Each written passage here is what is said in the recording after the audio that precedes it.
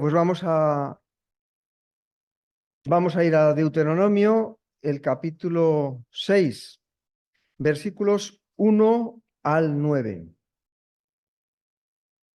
Estos, pues, son los mandamientos, estatutos y decretos que Jehová vuestro Dios mandó que os enseñase, para que los pongáis por obra en la tierra a la cual pasáis vosotros para tomarla, para que temas a Jehová tu Dios guardando todos sus estatutos y sus mandamientos que yo te mando, tú, tu hijo y el hijo de tu hijo, todos los días de tu vida, para que tus días sean prolongados. Oye pues, oh Israel, y cuida de ponerlos por obra, para que te vaya bien en la tierra que fluye leche y miel, y os multipliquéis, como te ha dicho Jehová, el Dios de tus padres. Oye, oh Israel, Jehová nuestro Dios, Jehová, uno es. Y amarás a Jehová tu Dios de todo tu corazón y de toda tu alma y con todas tus fuerzas. Y estas palabras que yo te mando hoy estarán sobre tu corazón, y las repetirás a tus hijos, y hablarás de ellas estando en tu casa y andando por el camino y al acostarte y cuando te levantes. Y las atarás como una señal en tu mano, y estarán como frontales entre tus ojos, y las escribirás en los postes de tu casa y en tus puertas. Es un texto precioso, un texto muy bonito. El título es Oye, oh Israel. Escucha, Israel. Es un texto bonito y es un texto clave, un texto muy importante, tanto para los judíos como para los cristianos. Los judíos llaman estos versículos que están por ahí por la mitad de lo que hemos leído hoy, lo llaman la Shema, Shema, escucha, oye, oh Israel. Y esto lo recitan y lo tienen escrito, como mandó Jehová en el libro de Deuteronomio. Bueno, ellos dicen el Eterno, Adonai. Shema Israel, Adonai Eloheinu, Adonai Echad. Escucha, oh Israel, el Eterno es uno. El Eterno, nuestro Dios, el Eterno es uno. Bueno, y para los cristianos también es fundamental. Cuando a Jesús le preguntan, esto aparece en los 3 evangelios sinópticos, cuando a Jesús le preguntan cuál es el mandamiento más importante de toda la ley. Pues ya sabéis, lo hemos dicho alguna vez, el libro más citado en el Nuevo Testamento va precisamente a Deuteronomio. Dice cuál es el mandamiento más importante, lo sabemos también como cristianos, ¿verdad? De memoria. Amarás a Dios. Hay distintas variaciones, distintos enfoques, distintas maneras de contarlo en cada uno de los sinópticos, y por algo es, porque están escritos en un determinado lugar, en un determinado momento, con un determinado propósito. Cada uno de los evangelios va dirigido a un auditorio, igual que el texto que tenemos aquí. Y es importante conocer el contexto en el cual se dicen las cosas, por qué se dicen y para qué se dicen. Creo que lo hemos escuchado todos alguna vez.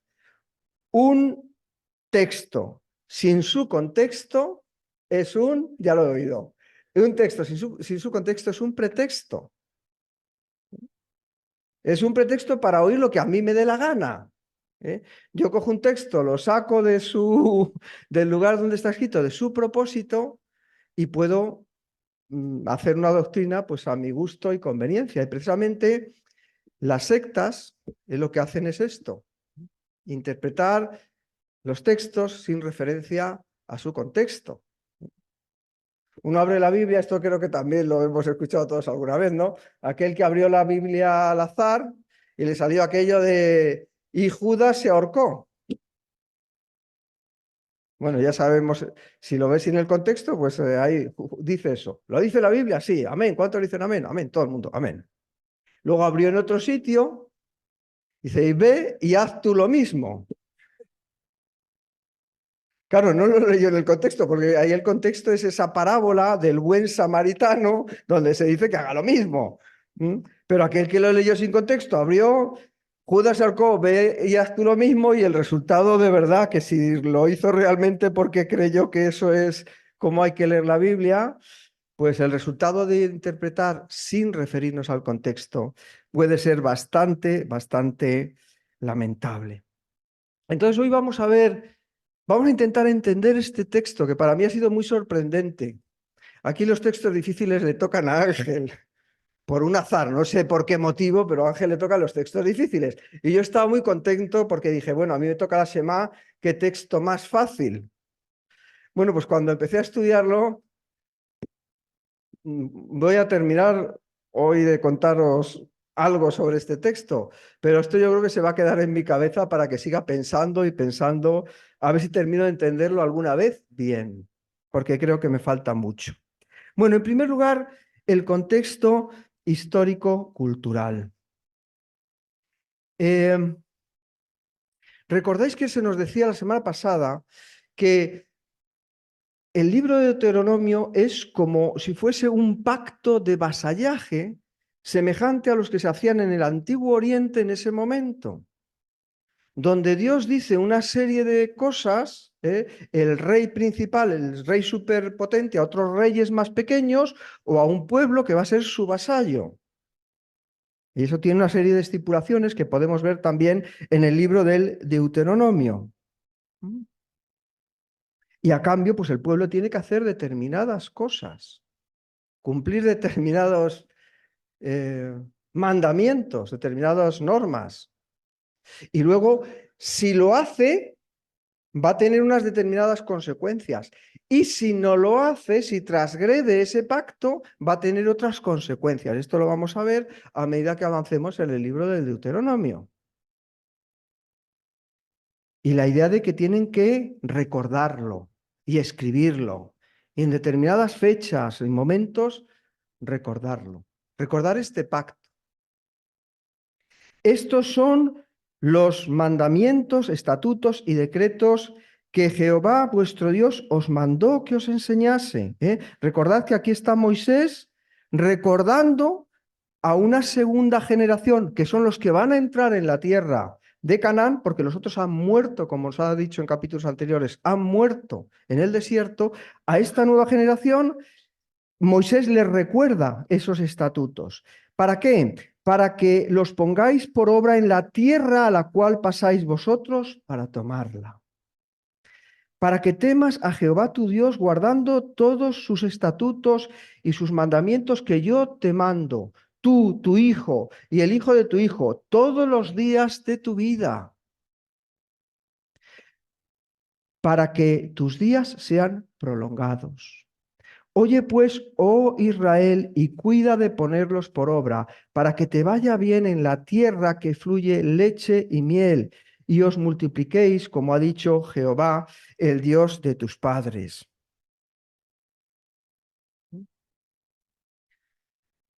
Alguien decía que, no recuerdo, era al principio de estas predicaciones, que esto es para nuestro, creo que fue Pablo, que esto es para nuestro bien, que no es para fastidiar.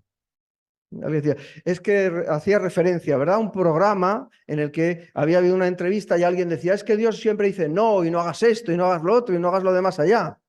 Hombre, no lo hagas si quieres que te vaya bien. Para eso están las normas, son para nuestro bien. De la misma manera que hay leyes físicas, hay leyes morales, hay leyes espirituales.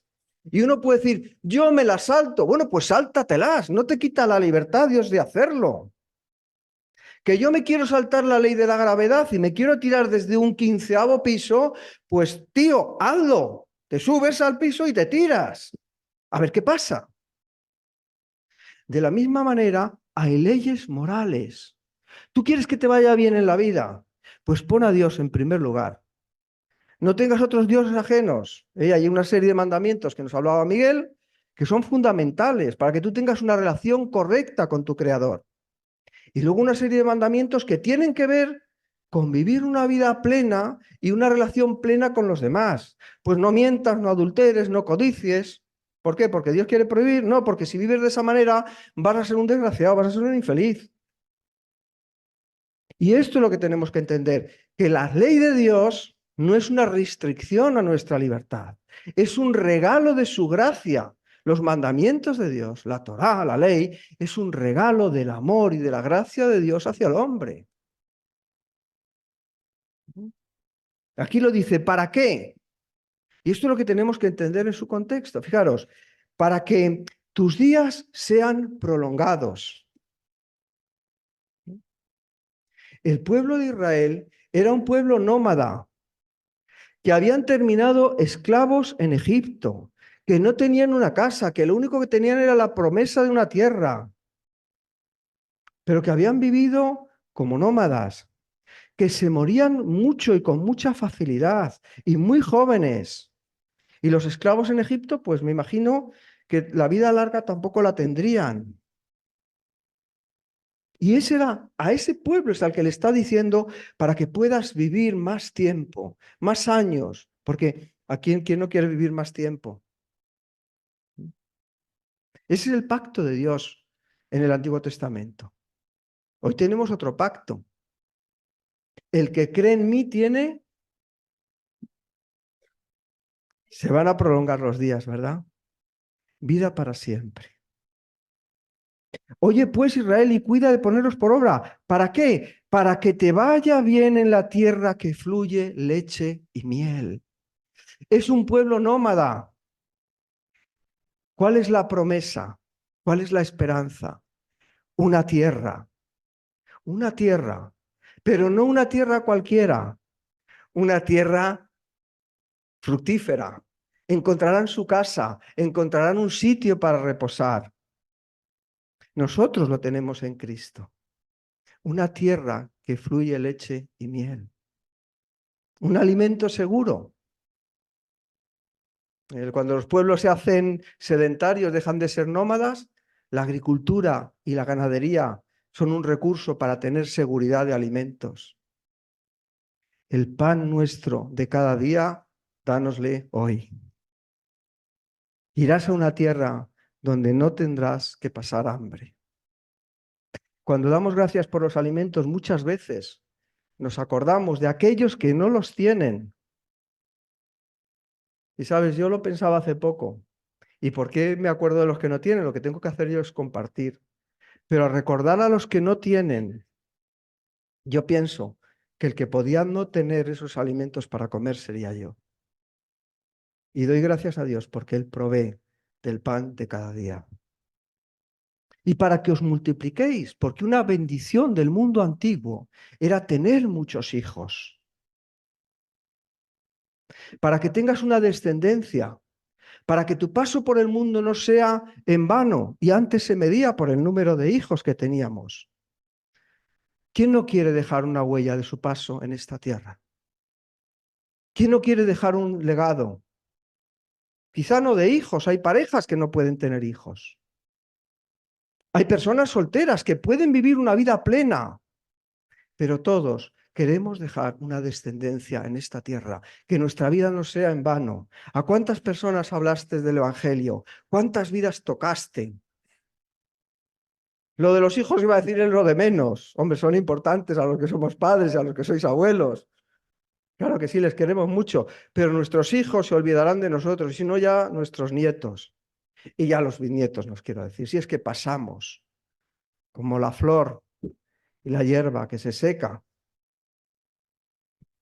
Pero lo que hacemos en esta vida, como dice en una película que me encanta, que se llama Gladiator, lo que hacemos en esta vida tiene su eco en la eternidad.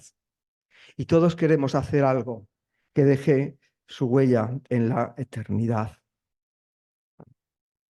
Así que tenía su contexto en el pueblo de Israel, tiene mucho sentido lo que le dice, de multiplicar, de tener una tierra, de tener una vida larga. Pero eso lo podemos aplicar también a nuestra vida. Y hay un contexto también muy importante para entender el versículo siguiente, un contexto biográfico. ¿Biográfico de dónde viene? La palabra biografía. de vida, es escribir la vida, bio y grafos, un registro de la vida. Y es cuando dice en el versículo 4, oye Israel, Jehová nuestro Dios, Jehová es uno.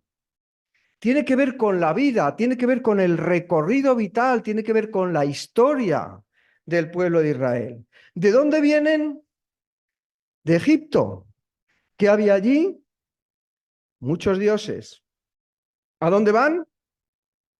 A Canaán. ¿Qué hay allí? Muchos dioses. Recuerda Israel, recuerda qué pasaba y ten presente lo que va a pasar. ¿De dónde venimos nosotros? ¿De un mundo de pecado?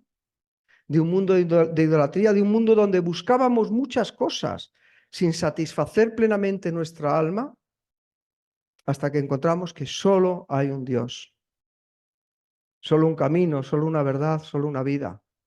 ¿Y a dónde vamos? No se te olvide, porque en esta vida Timothy Keller dice que el hombre es un fabricante, el corazón del hombre es un fabricante de ídolos.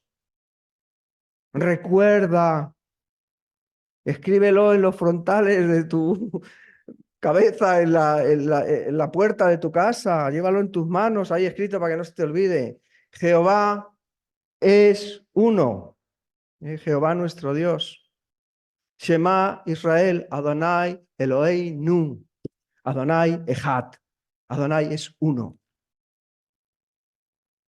Echad significa uno, pero significa también solo. Solo. Solo hay un Dios, solo uno, frente al politeísmo de los otros lugares.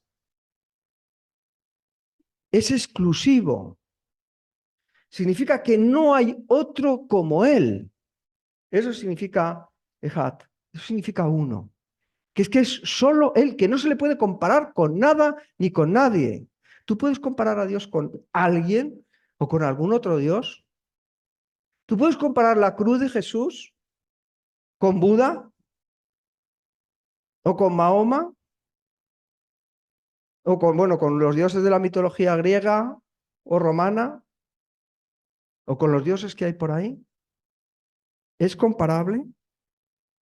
¿Por qué decía Moisés, recuerda, escucha, Jehová es uno, Jehová es solo Él? ¿Por qué estaba Moisés tan convencido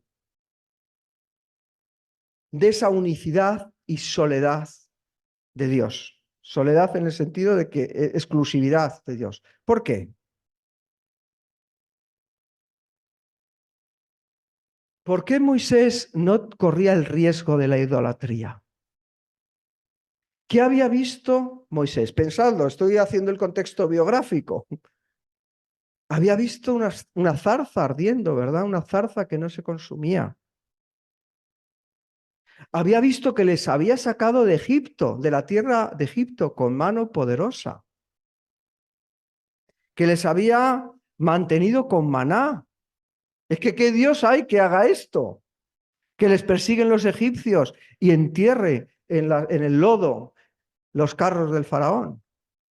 Que les guiaba por la noche con una columna de fuego y por el día con una nube. ¿Quién ha hecho esto? No hay otro. Les ha guiado en el camino de la vida. ¿Puedes tú también decir como Moisés que Jehová es uno, que Jehová es único, que Jehová es solo y que no hay otro como Él? Piénsalo, ¿qué ha hecho Dios en tu vida para que digas no hay otro como tú? ¿Conoces a Dios en la forma que le conocía Moisés? Conocerlo en el sentido teórico, conocer en el sentido vivencial.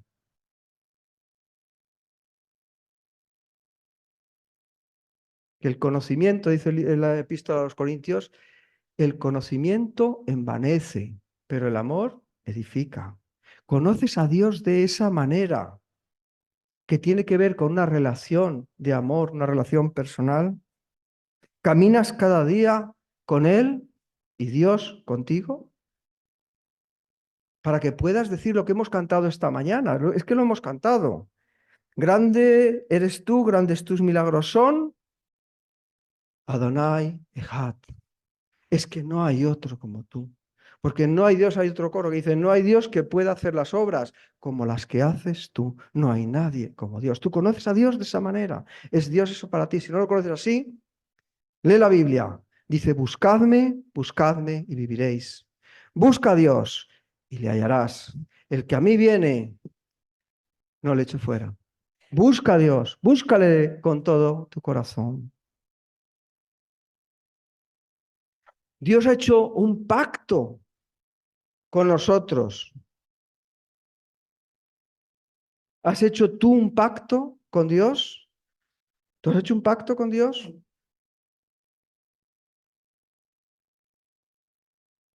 Puedo garantizar una cosa. Él ha hecho un pacto contigo. Y si Él ha hecho un pacto contigo, Él lo va a cumplir. Entonces, ¿qué es lo que tienes que hacer tú? Versículo 5. Y amarás a Jehová tu Dios de todo tu corazón y de toda tu alma y con todas tus fuerzas. Esto es lo que tú tienes que hacer. Y vamos a un tercer contexto, el contexto filológico. Este ya es un poco más, suena un poco más raro. ¿Filología eso qué es? ¿Con qué tiene que ver eso? Con las letras, con el estudio de las letras, de las palabras, de lo que significaban las cosas en el momento que se dijeron y las palabras en el momento que se dijeron. Y también es importante para entender la Biblia, muy importante, es muy importante estudiar. Conocí a una mujer en una iglesia en la que estuvimos en otra época, que ella decía, teníamos uno de los propósitos más importantes, era hacer una escuela bíblica para los adultos. Y esta mujer repetidamente nos decía, a Flor y a mí, que hablábamos con ella de vez en cuando, nos decía, yo no quiero estudiar la Biblia, yo quiero palabra fresca. Suena bonito, ¿verdad? Yo, estudiar no. Y filología, eso es una palabrota menos. Estudiar no, yo palabra fresca. ¿Por qué palabra fresca? ¿Qué significa palabra fresca? Pues que me pongo un predicador por YouTube que me dice lo que a mí me gusta, que me hace sentirme muy bien y Santas Pascuas. Y ya he cumplido la tarea. En todo caso, mando una ofrendita al predicador que me la pide al final del programa televisivo. Genial. Pues igual, pues no estudies, analices, lo aprendas, no mires el contexto, mira solamente lo que te interesa. David esta mañana nos decía, conocemos muy bien un versículo, pero hoy lo que dice antes, ¿no? Todo lo puede en Cristo que me fortalece. Repita usted esto todos los días, 20 veces cuando salga de su casa. Y no leas lo que viene antes, porque si lee lo que viene antes, todo lo puede en Cristo que me fortalece, dice que sé estar en la abundancia, pero sé también vivir en la pobreza. Y claro, el que sabe vivir en la abundancia y en la pobreza, claro que todo lo puede en Cristo que le fortalece. Pero el que lo repite 1000 veces puede creer que todo lo puede en Cristo que puede sugestionarse. Pero eso no significa que sea una realidad en su vida. Porque como veíamos la semana pasada, no es una cuestión de emociones. El cristianismo, la vida cristiana, el seguir a Jesús y el pueblo de Israel, el seguir a su Dios, no era, como decía Pablo la semana pasada, una cuestión de emociones, es una cuestión de convicciones. Y las convicciones tienen que ver con lo más profundo de nuestro ser. Sí, pero ¿no dice aquí que tenemos que amar a Dios con todo nuestro corazón? ¿Esto del corazón no tiene que ver con los sentimientos y con las emociones? ¿Estaba Pablo equivocado? ¿Pablo está preocupado? No, Pablo, Pablo dio la diana. No, claro que no, claro que no. Y si no, leemos la mejor definición que hay de lo que es el amor, primera de Corintios 13. Y ahí veremos lo que es el amor. Y el amor no es el enamoramiento es una pasión, es algo sentimental, es una emoción, pero el amor es un compromiso, el amor es una decisión. de la voluntad que no busca el bien propio, sino el de la persona amada. El amor no busca lo suyo. Amar no es conseguir que el otro haga hacia mí lo que yo quiero, lo que yo deseo, lo que yo espero. Amar es entregar la vida sin condiciones al servicio, al bien de otra persona. Conozco muy bien a un paisano que siempre quiso tener en su dormitorio una televisión. Y cuando llegó el cumpleaños de su mujer, ¿sabéis lo que le regaló a la mujer, no? Una tele. Y tú quieres tener una televisión en la habitación, pues la mujer no. Le regaló la televisión que tanto quería, ¿no? Y otro amigo hace poco me ha contado una cosa parecida. Está además con problemas con su mujer y algo así, ¿no? Como que le dice, bueno, y es que fíjate cómo me contesta. Le digo que he comprado unas entradas, pues no es el ejemplo, pero es parecido, ¿no? Unas entradas para ir a ver al Atleti y me dice que me vaya yo. Encima, mira cómo me contesta, para que veas lo mala que es y cómo tengo yo razón con lo bueno que soy. ¿Y le gusta el fútbol a tu mujer? No. Además es catalán, o sea, del Atleti no sé. Pero tenemos que entender qué es lo que la otra persona espera de nosotros, qué es lo que la otra persona necesita. Nosotros estábamos perdidos y Él nos halló porque era lo que necesitábamos y dio su vida por nosotros, para que nosotros encontráramos el camino. Porque era lo que nosotros necesitamos, no lo que Él quería. Era el hacer la voluntad del Padre. Haz que pase de mí este cáliz, pero no se haga mi voluntad, sino la tuya, que es el bien de ellos. Y por el gozo que fue puesto delante de Él, que era nuestra salvación, padeció la cruz.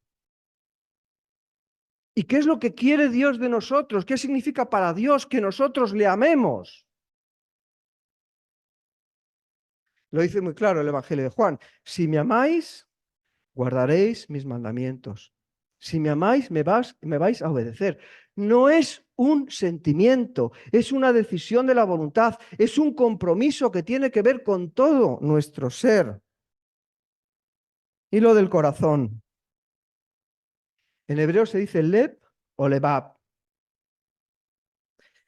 Y unos señores que estudian estas cosas, que se llaman Purkiser, Taylor y Taylor, dicen lo siguiente.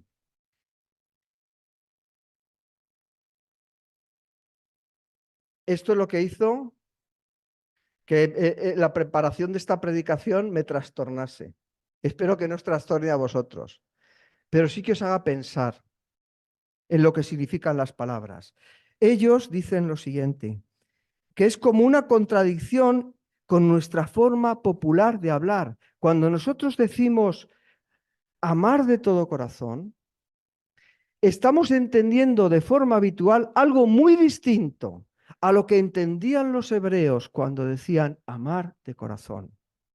¿Eh? Alma se refiere más comúnmente al lado afectivo o sentimiento de la vida interna, en tanto que corazón, dicen estos autores, se usa más bien para referirse al acto pensante o intelectual del hombre interno. Curioso. La palabra corazón en el Antiguo Testamento significa muchas cosas. De hecho, aparece 850 veces en la Biblia, en el Antiguo Testamento, en la Biblia hebrea, la palabra corazón, de las cuales 718 se traduce como corazón, 23 como entendimiento, 15 como mente y 6 como sabiduría. No es una emoción. Me he leído medio libro, me queda el otro medio para la semana que viene, de un señor que se llama Georges Pidou. Y el título del libro es El hombre en el Antiguo Testamento. Es un especialista y dice, el corazón es considerado como el asiento de la vida intelectual y de la voluntad. Y cualquiera que estudie un poco este contexto filológico, se dará cuenta que cuando los hebreos hablaban del corazón, Hablaban de la sede del pensamiento. Cuando querían hablar de emociones y de sentimientos, utilizaban otra parte del cuerpo. Era distinto de lo que hicieron después los griegos, de los cuales nosotros somos herederos. Cuando querían hablar de lo que nosotros llamamos las emociones, decían los riñones, que yalot, los riñones. A ver, 850 veces. Os traigo solamente unos poquitos versículos. Amarás al Señor con todo tu corazón significa que vas a poner tu mente, tus pensamientos dirigidos hacia Dios, no tus emociones. Primero, tus pensamientos. Fijaros, Génesis 6:5. Y vio Jehová que la maldad de los hombres era mucha en la tierra y que todo el designio de los pensamientos del corazón de ellos, de continuo solamente el mal. Los pensamientos del corazón. Génesis 17:17. Entonces Abraham se postró sobre su rostro y se rió y dijo en su corazón. ¿Qué significa dijo en su corazón? Pensó, a un hombre de 100 años, un hombre de 100 años ha de tener un hijo y Sara ya de 90 de concebir. Fue un pensamiento, una cavilación, una reflexión. Es que se nos está pidiendo que reflexionemos sobre Dios, que pensemos sobre Dios, que lo tengamos como un objeto de admiración. Génesis 24:45. Antes que acabase de hablar en mi corazón, ¿qué es hablar en el corazón de uno? He aquí Rebeca que salía con su cántaro sobre su hombro y descendió a la fuente y sacó agua y le dije, te ruego que me des de beber. Ya estaba cavilando, estaba pensando. Cavilarás sobre Dios con todo tu corazón. Primera de Crónicas 22:7. Y dijo David a Salomón, hijo mío, en mi corazón tuve edificar templo al nombre de Jehová mi Dios. ¿Qué significa que tuvo en su corazón el edificar templo?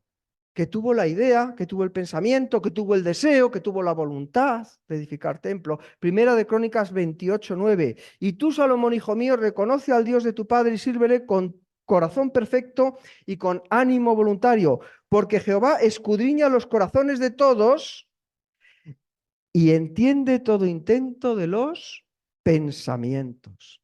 Y si tú le buscares, lo hallarás, mas si lo dejares, él te desechará para siempre.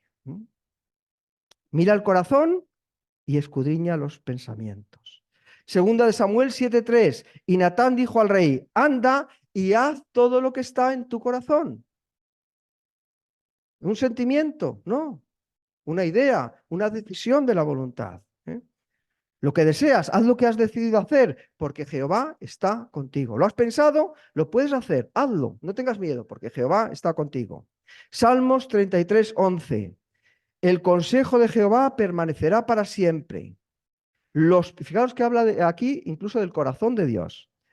El consejo de Jehová permanecerá para siempre. Los pensamientos de su generación, perdón, los pensamientos de su corazón por todas las generaciones. Es un paralelismo. La poesía hebrea consiste en decir dos veces la misma cosa. El consejo permanecerá para siempre. Los pensamientos de su corazón permanecerán para siempre. Venga, ya termino con la lista, pero es que no voy a citar los 718, los 850 veces que esto aparece, pero solamente una muestra, ¿no? Mi boca hablará sabiduría y el pensamiento de mi corazón inteligencia.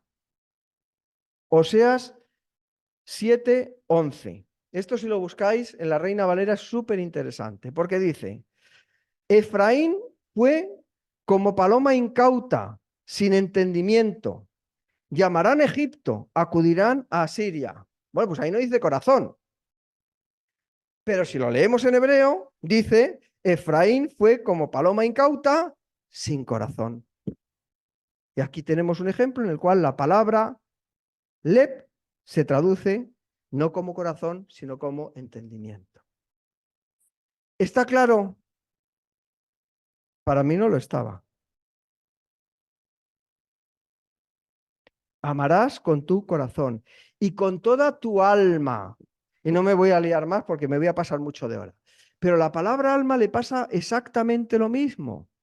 El alma no es una cosa que tengamos, el alma es una cosa que somos.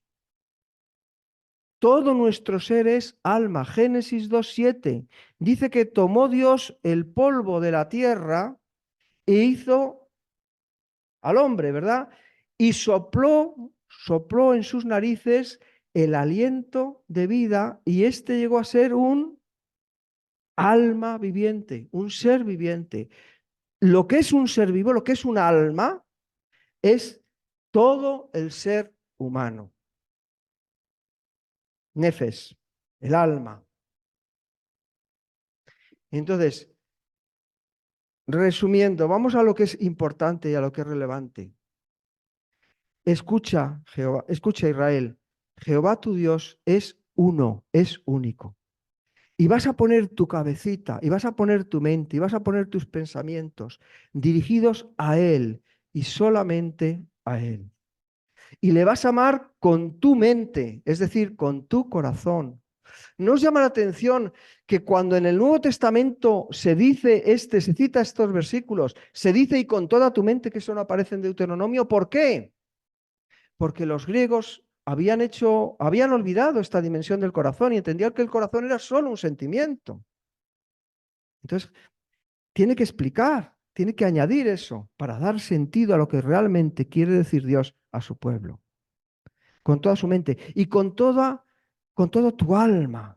¿Qué significa con toda tu alma? Significa con toda tu vida. Vas a amar a Jehová, Dios, vas a amar a tu Dios con toda tu vida y con todas tus fuerzas, que no lo explico, pero ya sabemos lo que quieres decir. Con todas tus ganas. Ahí sí, con toda tu pasión. Ahí con todas tus emociones. Y esto lo vas a grabar. Y espero que hoy lo grabéis en vuestro corazón y en vuestra mente. Sería el contexto pedagógico, cómo podían hablar antes y lo repetirás a tus hijos. Hoy lo tenemos escrito aquí, esas leyes. Y leerás la Biblia y estudiarás la Biblia y buscarás conocer cada día más cómo es esa ley de Dios. ¿Para qué? Para que tus días sean prolongados, para que puedas entrar en una tierra que fluye leche y miel y para que os multipliquéis, como dijo Jehová a los israelitas, que les sucedería si cumplían y seguían sus mandamientos. Que lo podáis meditar en vuestro corazón y que el Señor os bendiga.